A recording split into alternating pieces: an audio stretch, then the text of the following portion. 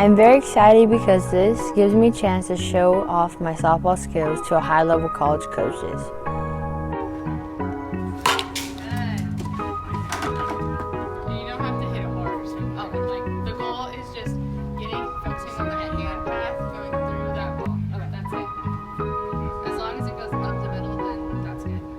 I love to travel outside of Fresno because one, I get to get out of the heat, but I also get to meet new people. I met people from Texas, New Jersey, and Arizona.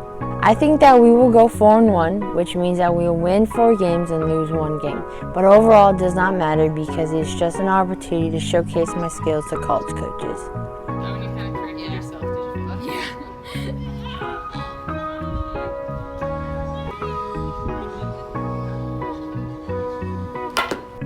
A showcase is when you play in front of college coaches, and a tournament is when you play 3 games on Saturday and they get placed in a bracket to play in on Sunday, and you play until you lose.